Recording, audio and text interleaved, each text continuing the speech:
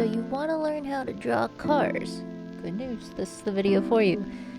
However, please bear in mind, this is my approach based around my style, so apply this however best suits you. So in starting with the face, you're going to want to use a hexagon. And then you'll do like the crosshair or plus sign thing to help with proportions with all the little details. But hexagons especially are your friend. You can do circles, but it's eventually just going to turn into a hexagon.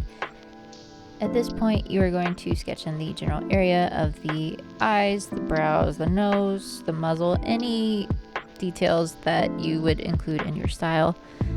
Although you will notice, and I will mention this later, that cats tend to have much more defined features in their face compared to the rest of their body except their limbs. My typical process usually starts with a very loose, rough sketch, and then I go over it with a more defined sketch, kind of like this, as I'm doing now. But if your learning process is anything like mine, this next part at least, right before you lay in the whiskers and you go, this doesn't look how I wanted it to, suspiciously. To be clear, that is part of the process. It likely won't right away, and I want to specify that that is totally okay, but as I will say all the time, before you do anything, you should be doing studies first.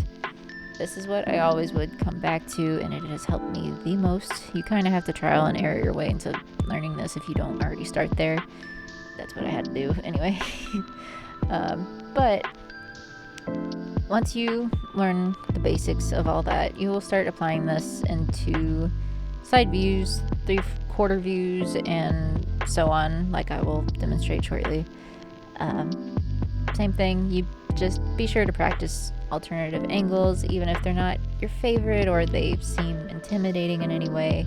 It'll get easier with time, and what you learn there can also improve what you already got down pat. Just another little anecdotal piece.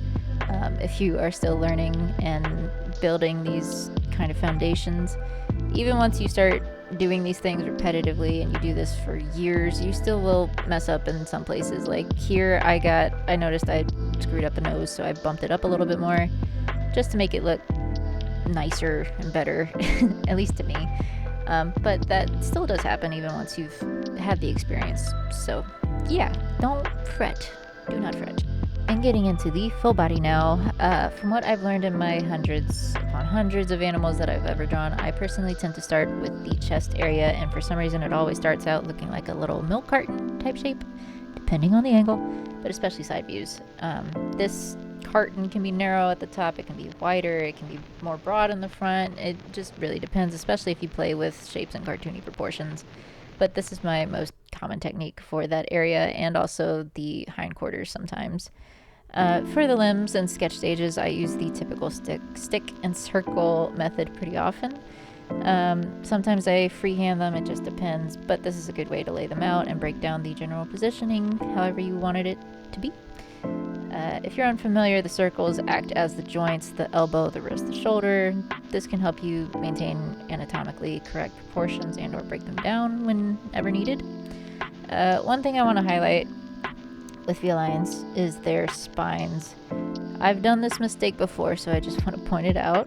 The sort of peak or the middle of the spine is not the direct center point between their shoulders and the base of their tail. It's actually slightly closer to their shoulders. So you can see it sometimes when they're about to arch their backs, or like those videos where they're circling in front of a person's feet and yelling for fuel, and when they park themselves, quote unquote. Other than that, the only thing I can think to mention regarding the details is these guys are liquid. Think soft, think squishy, think round and smooth.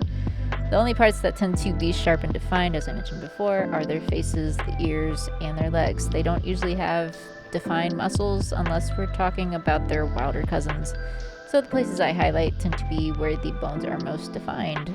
Elbows, ankles, cheeks, jaw, the hip sometimes.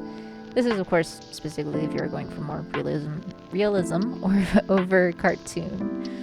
But that is about it for this one. I wanted to keep this tutorial shorter. I hope you found it helpful nonetheless, somewhere in there. As always, thank you to my loveliest patrons and supporters. You can see my stuff early at patreon.com/Dalel, Dalel. If you like this or you want to see more, please consider subscribing. It helps out a lot. And all my links are down below. Thank y'all so much and stay hydrated. Bye-bye!